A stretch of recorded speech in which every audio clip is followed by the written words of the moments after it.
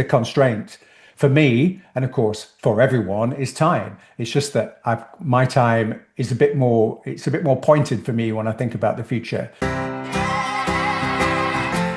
Martians landed. Yes. Wearing Prada suits. Yes. Drinking Henry's seltzer. Yes. Chewing juicy fruit. Yes, and? Your branding here. Yes, brand. Your message here.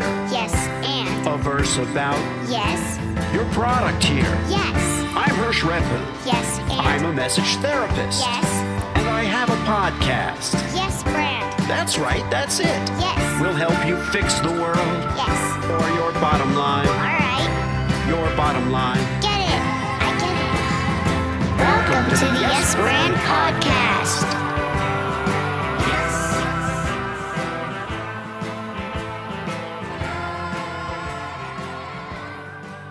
If you're just tuning in now, you haven't really missed anything. I am about to introduce our guest today.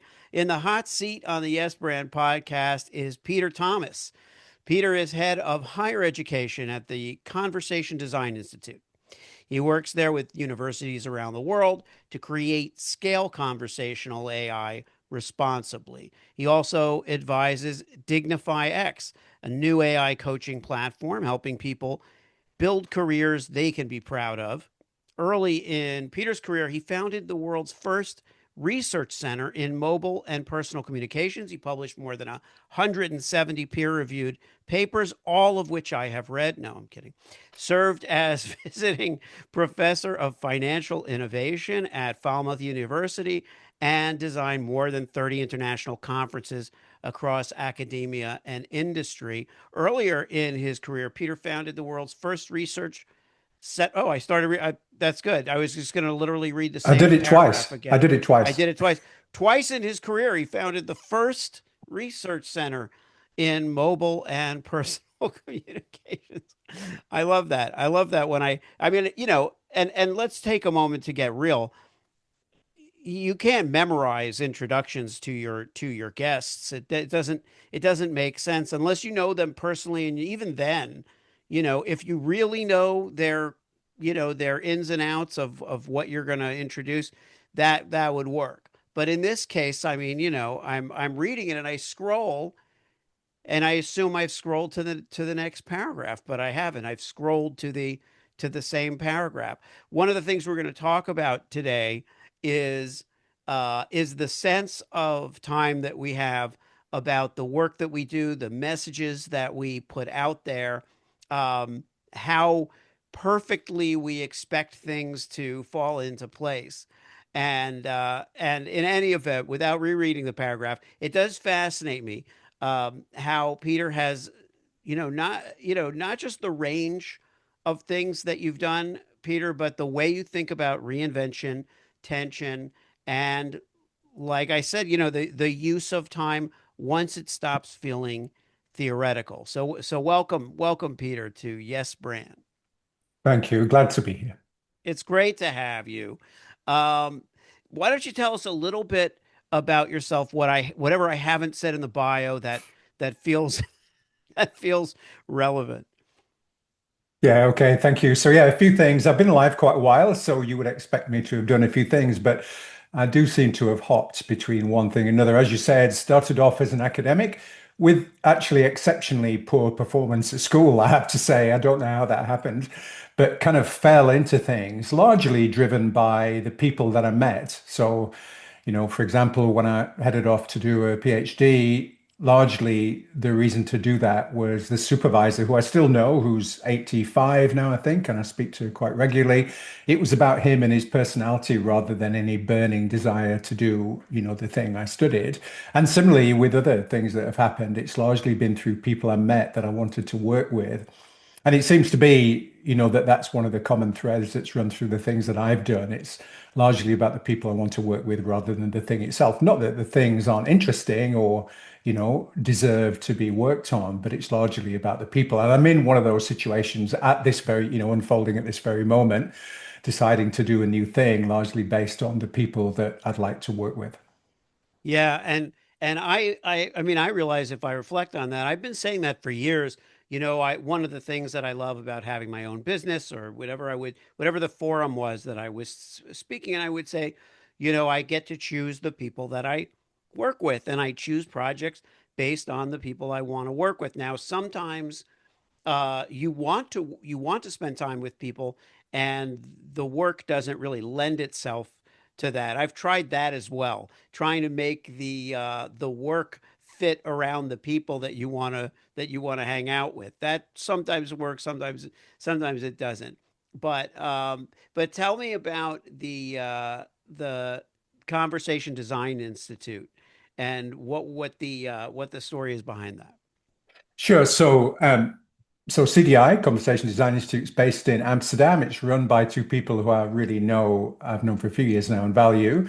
They've been running maybe 7 or 8 years, and their job is they're the biggest trainer of conversation design skills, which means all of the things that go into making successful intelligent agents, including the chatbots that you interact with every day on a variety of sites, but also increasingly AI-driven experiences, which of course is where the conversation is now in lots of kind of industry areas, is how do we use that kind of automation to provide better customer service or to build relationships or to automate or to save costs. So CDI do that, but they also do a range of services. So going into businesses, not just training, but in fact, an engagement we've been on recently is to help businesses who have these technologies make them perform better. So they're based in Amsterdam. So I met these guys a few years ago out of one of these kind of happenstance moments where I was running a project for a client and I needed to reach out to someone who knew what they were doing. And I landed with Olaf and Hans, who are the two founders who I really like, respect, and love working with. And so we've been increasingly expanding our scope. So I run a non-profit arm of that business. One of my jobs is to run the non-profit arm called the CDI Foundation, which organizes conferences and gives out scholarships and builds industry resources. And so I'm working with them pretty intensively at the moment to try and help them shape up their offer for as this kind of technology evolves. And believe me, only this morning before I got up, it's 7 a.m. in Melbourne, Australia, where I Yeah. am. And I always do a quick scan of what's arrived overnight to read anything. And of course, there've been 15 new developments this morning. So keeping up with this stuff is really difficult. But actually, that's kind of one of the motivating factors. So not only am I working with people who I really like, respect, and trust, but also it's in an area that's unfolding at the kind of speed of light, where you really have to be on your toes to keep up with the latest thing that happened, before you woke up this morning. Yeah, and it's no longer a choice, I think. I mean, I'm sure some people can tune out or drop out, but the fact is everything moves so quickly. It's a cycle. In other words, information moves so quickly that causes events to move quickly. So you don't have the luxury of saying, "Well, I don't really follow I mean, you could, but it feels like the results, everything's happened so quickly that the results and effects happen quickly, which means you're going to feel it more quickly when things happen. You're not going to just, realize something changed 6 months from now. It's going to affect people sooner. Which is a challenge. And what about DignifyX? Yeah, so again, the same thing applies. Matt Collier, who's the CEO of this startup called DignifyX, and DignifyX is an AI-powered performance improvement platform, particularly targeted at one market at the moment, which is financial services in Asia. So the idea is if you want to be great at selling these products, you have to reflect on your performance, which of course we all do every day, but DignifyX helps people to do that on a daily basis. So what you do is you do your work, you sell stuff, you have client conversations, and then you reflect on your performance, which is something that happens, anyway in these kind of businesses. In Asia, financial services is most of it sold through agencies, which are effectively small businesses, well, although not that small, there can be hundreds of agents.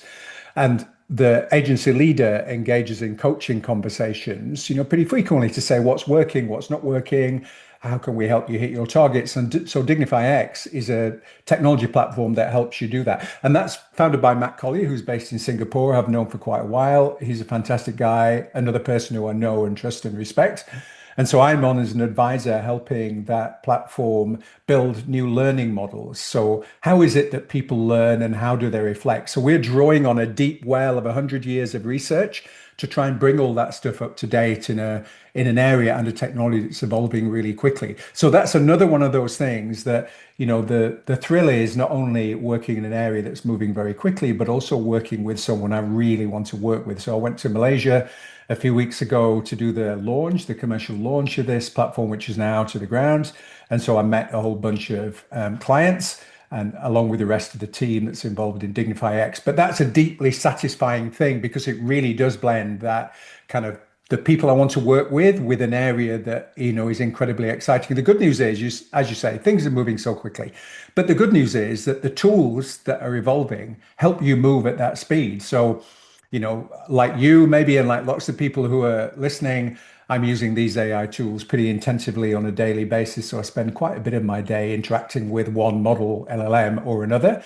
But it turns out that, the very tools that are driving the speed of development can also be used to help you keep up with that stuff, which I think is a fascinating sort of situation to be in, where the tools that are arriving are the tools that will help you make that stuff happen, much more quickly. So it's a fascinating time to be in technology. You mentioned that early in my career, I ran a research center in mobile computing, and it was the human factors of mobile computing. So how do we design things, those devices that are now in our hands, so that they work more effectively for people? So I was part of a group that put some of the first cameras on mobile phones. This is how long ago this was. I mean, Yeah. imagine when that wasn't true. It's difficult to imagine now. But Yeah. that was an area where, the technology was unfolding really quickly. So it's extremely exciting to be, embedded in an industry in an area that where new things are happening all the time. I think it's for me, I think it's what keeps me on my toes, is the fact that you really don't have a choice but to keep up,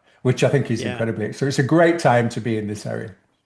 Well, you touched on some things that are worth noting, which is as we prepare ourselves, and the people have different levels of immersion in technology, and you're right, some people are using technology just to keep up with the technology that's evolving, which is great, because what I think is happening is we're getting into a new wave of conversation about AI and about LLMs, and we're starting to realize, okay, we need to understand these utilitarian possibilities that we have in front of us. We need to understand how we can move things along in different ways and how we can support ourselves and support the people that we're working with, um, with a new updated operating system, you know. Um, but I want to get into because we talked about the kind of people you want to work with and how important that is, and then the technology, which is uh, the area that has kind of been central to your work, people also which have been central to your work, and the speed at which things are evolving. Now, you have a very unique perspective on time and speed, having experienced a diagnosis a few years ago of cancer, and and liver cancer, I believe, right? Kidney Um, cancer, but oh, almost kidney very close. cancer. Sorry, Yeah. kidney cancer. Yeah. But share with the audience, that perspective. Yeah, sure. I mean, this is not a topic that anybody wants to spend some time on at one level, neither do I. But I'll tell you the story that we talked about. So Yeah, yeah. had a Thank you. I got diagnosed by accident. A random thing happened and I had a scan and it turned out that, that one of my kidneys was full of tumor. They took it out eventually and fixed me up and I'm on immunotherapy, which is working extraordinarily well. But the relevant bit of the story was from I had already predicted the future within a few seconds of hearing the radiologist go quiet during the scan. Like I already knew, and by the time I'd driven home, so the doctor's surgery where I went for the scan is like 3 minutes from home where I am now, and I'd already been through the entire cycle through to acceptance by the time I drove home. And so what it did was set me off working in a way and living more intentionally in a way that maybe some people take a lot longer to do. I wouldn't, criticize anyone who experiences grief over a long period from a diagnosis like this. It's totally normal to do that. But in my case, it kind of spurred a slight reinvention, not slight reinvention, a reinvention. So I think I said this in the discussion, within the first week, I'd written all my goodbye letters. I've got all my finances sorted out. I'd kind of organized thousands, and the kind of thing I spent most of my time doing, largely as therapy, I think, was organizing tens of thousands of photographs, mostly of my son, who's now 19, organizing them so he and others would have them. So I spent this time kind of working on myself rather than feeling sorry for myself. I did feel sorry for myself, of course, but it was that. And so one of the things that's happened is a few things have changed inevitably. So one of the things is I'm much faster now to say no to things that I may have said yes before. And I'm also much faster to say yes to things where I really, really want to do them. So, for example, the DignifyX project we talked about, when Matt asked me to advise her, it took me approximately a second to decide that yes. And that was based on the fact that, do I want to work with this person for the time I have available? Yes. Is it a thing that I'm really going to be able to put myself into? And the answer is yes. So, yes. That's it. So things have changed in terms of kind of the way I think about things. And wanting to, and equally on the no side, where I may have pondered over things for a while, I'll try and make a decision as fast as I can to move on, because the constraint for me, and of course for everyone, is time. It's just that my time is it's a bit more pointed for me when I think about the future. So I've got a limited amount of time available, as for everyone. I want to spend it in the best way possible, largely with the people I want to spend it with. That's right. And so one of the outcomes of that is, you have less tolerance for wasted energy, right? You want to build stronger relationships, but you also mentioned that you're in a period of reinvention, that there's reinvention happening in the next 90 days. I often will ask a guest, well, what's happening in the next 90 days? You know, uh, let's talk reinvention. So next 90 days. So we have from the CDI perspective, we have a whole bunch of client projects starting, and I'm starting to take a role in that to help drive the business forward. So these are live things. Only this morning I was reading an email about a project we're about to start. We have in the CDI Foundation side, we have our big conference coming up, which I'm in the middle of pulling together, which happens in April. So that's, 30 days away, a bit more, 40 days away. And then DignifyX, which is the other project, is about to land its funding. So we'll be on a pretty steep growth path. So that's going to be pretty exhilarating to, be involved in a startup, which is, we've got a product in the market, but actually trying to grow that. We've got some pretty, interesting plans. And then thinking about how all that ties forward to the next year or 2 years. So this 90 days, you've got me exactly at the right time. This 90 days is a period where there are so many moving parts. Sometimes it's really hard to keep up. So that kind of focus, in thinking about, one of the things we also discussed when we chatted was the idea of eliminating catastrophic risk and then kind of vibing the rest of it, which actually turns out to be something that I'm much more liberated to do at the moment, because I've faced my catastrophic risk, the one that Yeah. everybody fears. So actually nothing seems that risky anymore. So actually the ability to go, okay, fine, we're doing it, is something, and that of course fits. It's a perfect time at one level for me to be involved in projects that are starting to move, because actually I can move really quite quickly now, because I eliminate a lot of the kind of should I, shouldn't I business. I just get on and do it. So the doing, is incredibly important. And that's very enlivening, which is a weird thing to say for someone who's in my position, is that I feel alive much more every day and in everything that I'm doing than I probably did for quite a long time. So it's really interesting. So yes, this 90 days is a pretty critical period. I'll be heading off to Europe, in a couple of weeks to run the events. Well, we've got 500 or so people turning up from around the world to talk about conversational AI in this case. So and of course, the payoff is not so much running a conference, and we talk about it in our materials, is that we're building a community, not running a conference. And so that's actually something we really mean, that actually we're interested in the people, not so much in, the idea that people are going to stand up and talk, but actually interested in the conversations that happen, between the people in the room. So yeah, the next 90 days is going to be pretty packed. Yeah, and we talked about planning a conference, just the concept of conference planning and saying, well, we're not really planning a conference the way that people typically plan a conference, right? Yeah, no, that's right. And I've always done it in all of the things I've done. So this one happens to be in a 13th century museum in Barcelona. So we're not in a hotel ballroom with all the Yeah, paraphernalia of conferences. It's a very small team that works really, really hard. We try to do most of it ourselves. And that's because, A, it's a non-profit. So the event doesn't turn a profit. right. It is a foundation event. But also we like it. We like the idea that we meet every delegate and it's us meeting them and we talk to every speaker and we know them, that we deeply involved in the running of the 2 days. We did it a couple of years ago and it was such a lot of fun that, we kind of wanted to do it again. And that was more the motivation than actually running a conference. It was more, we had such a great time that actually we want to do it again. So everybody's super excited and we're looking forward to kind of getting our hands dirty with, the mechanics of doing stuff, which means that, the kind of vibe idea is that, if things change at the last minute, who cares? So if one of the speakers turns up and decides they don't want to talk about this, they want to talk about some other thing, we'll go, sure, fine. So, Yeah, because actually that's what adds the vitality to these things. It's not the pre-scripted, everything runs like clockwork. In fact, anybody who's ever organized a thing at scale knows that almost all things will go wrong that can possibly yeah, go wrong. And there's no point worrying about it. You may as well just go, okay, fine. You build your resources to deal with the unexpected rather than meticulously planning, and doing assessment of the risk. You go, okay, fine, that's going to happen. So we'll make up a fall. It's not even that we have a fallback plan. It's more that we trust ourselves to make plans in the moment. So, and the same happened, in when we were in Malaysia launching our product for DignifyX.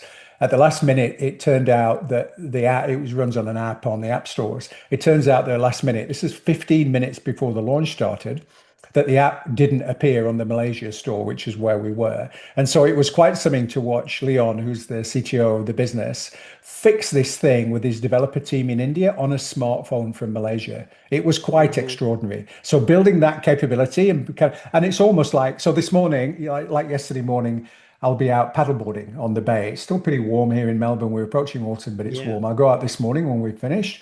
And so one of the pieces of advice which everybody tells you about everything is relax. And of course, it's really hard to do when you're trying to make yourself relax. You think in your head, you're thinking relax, relax, and you can't do it.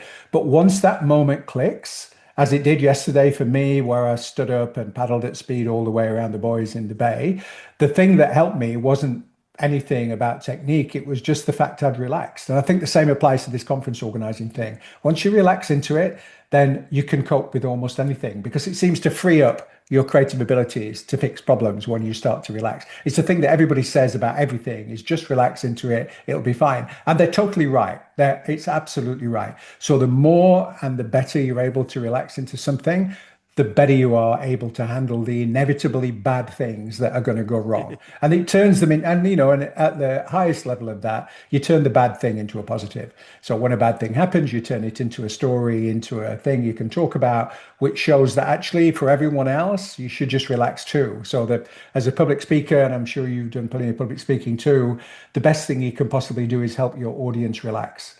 And once they've yes, yeah. relaxed, then you have a much better time too, and you feel more relaxed. Yeah, that holds true in stand-up comedy as well, because when I've done I'm sure. stand-up comedy where I was started out and you're pulling the arrow back and you're increasing the tension, that's so that you can give them the release of the laughter, but the release is what allows you to that's why you think that a comedian, oh, they're on a roll, they're doing really well, the laughter gets bigger and bigger. It gets bigger and bigger because the first release allows that to happen, and then you're going back and forth, you're pulling the tension and releasing, but that relaxation that they're relaxing into the experience of having fun is a different kind of laughter. And speaking of tension, so there's tension when you're doing something that's both for profit, nonprofit, academia, married with commerce, depending on where people are coming from, the business disciplines and the social missions.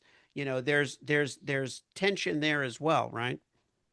Yeah, I think that's right. They're not incompatible, though. I think the thing I'm learning is so in one of the other ventures I'm involved in, which is I'm a trustee of a charity called Professors Without Borders, which is based in the Right. UK and Luxembourg. And their mission is to bring education, quality education to the global south, pretty much. So it's providing access to life enhancing educational experiences for those who might not have them, which of course is a fantastic mission. And that's why I'm involved. But the invitation came from an old colleague who's the CEO of a FTSE listed company, very successful software company, a man called Andrew. And he invited me to do it. So he said, would you like to come and be a trustee? And I just said yes, because actually he asked me. It wasn't anything, I didn't know really much about the charity whatsoever, but I said yes because that's the person I want to work with. And it's interesting that that trustee board of a charity, charities are pretty heavily regulated everywhere, certainly in the UK. But interestingly, a fair proportion of our board are commercial people. So we've got the CEO of Ford Europe Credit. We've got Andrew, who's a software, head of a software company. I've got foot in two camps, between business and, philanthropy and academia. And it's really interesting to watch those folks on the trustee board apply that commercial rigor to a charity situation. So we had a situation recently where we had to really drill down and try and get a situation under control. And it was quite something to watch everybody apply that kind of rigor that they would in their day job. This is a volunteer operation for us. Trustees are volunteers and unremunerated. And so it was really interesting to watch them apply that discipline to solving what is essentially a non-profit problem. And the same applies at CDI, that the CDI Foundation is a non-profit thing, but it's run like a commercial business. It's run with the same degree of rigor and attention to detail and focus on outcomes. And that's what makes things happen really quickly. You associate charities with being slow moving, slightly badly run, Yeah, yeah. but it's not that. And so that's a really interesting tension it matches the tension that I've had throughout my career between academia and not academia. So when I was a university professor, I always ran a consultancy like many people do. And the two are reinforcing. So you bring that kind of rigor to the academic work, and the academic work and that orientation towards deep thinking brings a different kind of approach to the kind of commercial operations that you've got. And so balancing those is really a really interesting place to be. Yeah, and that brings us to an interesting segue into your brand, so to speak, where you said you wrote something interesting in the prep notes for this interview. You said you'd rather be seen as someone who gets things done than as an authority. Most people want the opposite. Why does execution matter to you, let's say, more than But authority? I think part of it is the time constraint. So I've got things to do and I need to get them done. And I want to get them done before I can't do them anymore. So part of it's that. But the other one, it's not so much that authority matters, execution matters more than authority. It's more that reframing authority as something that, you kind of can wear lightly, that you don't need to prove you're an authority on a thing because that is usually naturally not very impressive to most people.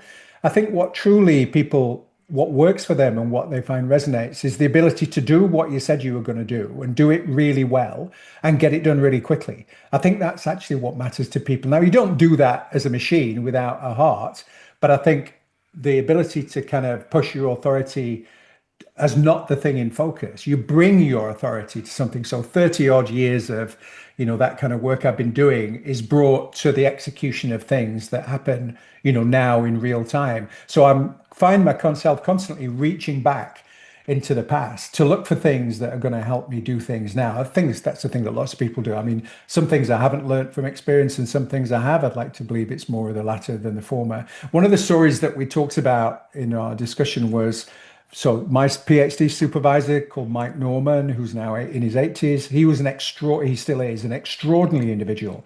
And certainly when he was supervising me, I went on to supervise other people. And that person, Rob McCready, who was one of my students, who has now been a professor for 30 years, he went on to supervise others. And so his students supervised on. And we find ourselves constantly reaching back up and down that lineage. So I think the story I told you was that I was once in a meeting with one of Robert's students, who was my student, and I found myself saying the same things as him, as in the same way that our supervisor, Mike Norman, originally would have said them.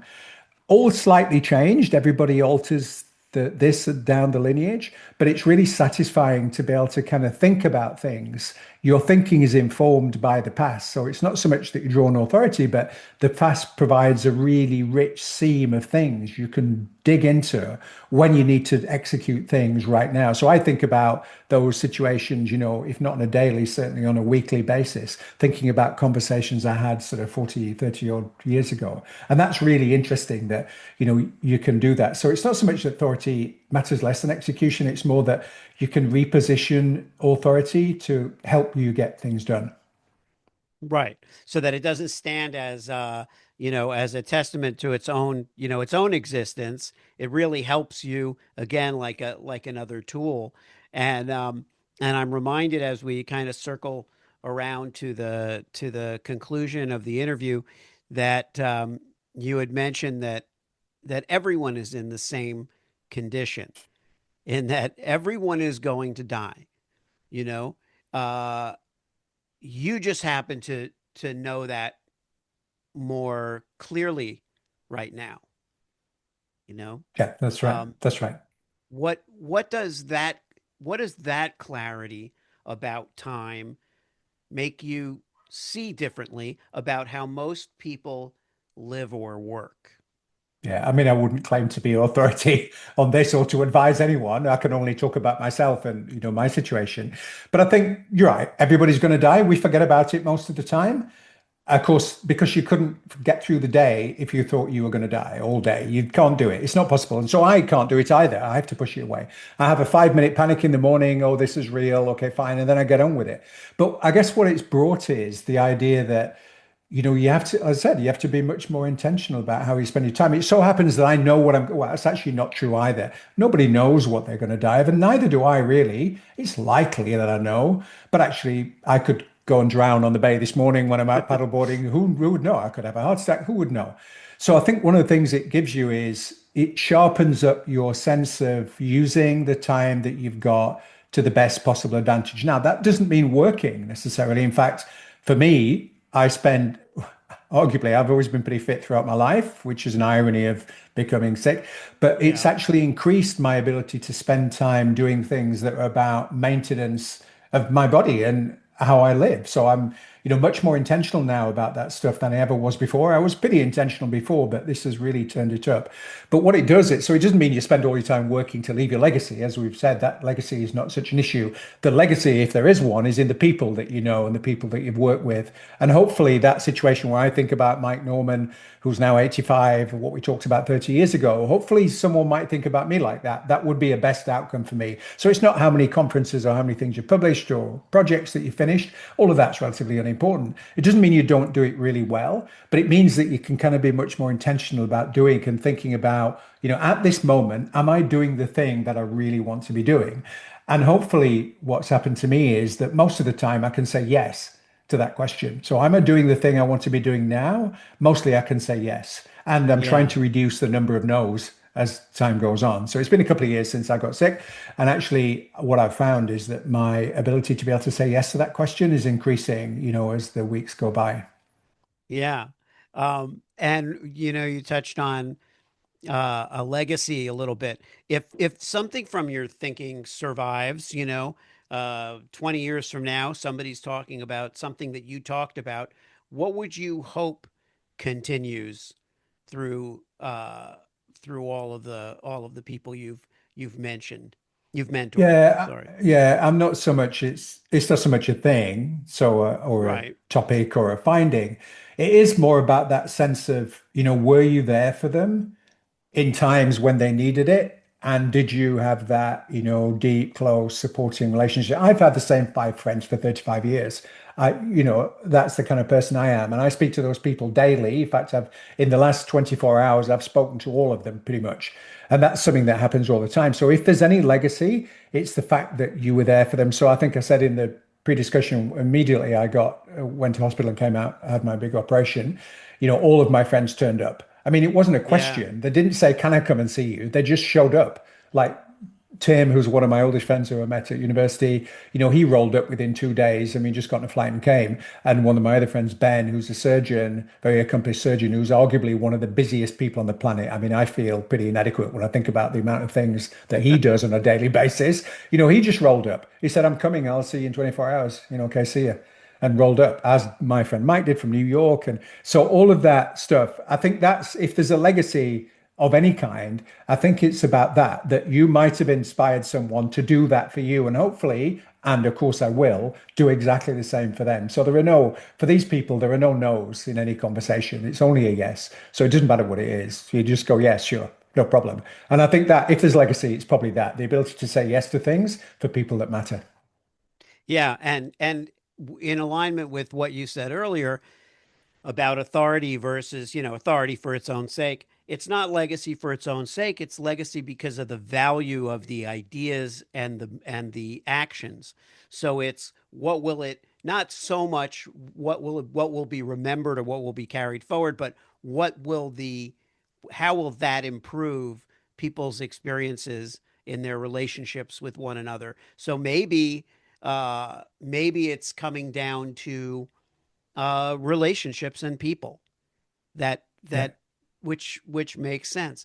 Let the audience know though where they can find you, and then a final thought you can just take us out with is if someone out there is moving toward reinvention, just a thought for them as they pursue that. Yeah, so you can find me all over the place. I guess the easiest way in is through the CDI Foundation or the Conversation Design Institute. CDI, our hashtag is scattered all over whichever social media that happen to be on. LinkedIn, we're a pretty busy time at the moment. You said the next 90 days is pretty busy. So if you head over to LinkedIn and look for Conversation Design Institute, you'll see not only the materials about our upcoming conference, which is called Beyond Boundaries, which is in April 28th in Barcelona. And of course, you're more than folks listening are more than welcome to register and come. But you can find about all the work that CDI does. And interestingly, in the last 24 hours, in fact, last night, one of the other ventures I've been involved in is a thing called Medicine Unboxed, which is a decade-long set of events with a very old friend and colleague of mine, exactly the same story, called Sam Guglani, who's an oncologist. We've been running a decade-long series of events about medicine and the arts. So we cover a variety of topics which are not usually covered in normal conferences. So at Medicine Unboxed, it's more of a experience. So you turn up and there's a Nobel Prize winner speaking. There's a, poet laureate. There's a, world-class pianist, all talking about the meaning of life and illness and care and compassion. And only last night we found that we got some funding to run the next Medicine Unboxed, so that you can find all of those things. Go and search away, and find all those things. So your last point was advice for people who are undergoing reinvention, and the only advice is you should do it as soon as you can. All right. If you liked the show, Yes, and it worked for you, yes, then. subscribe and leave a Yes, friend. 5-star review.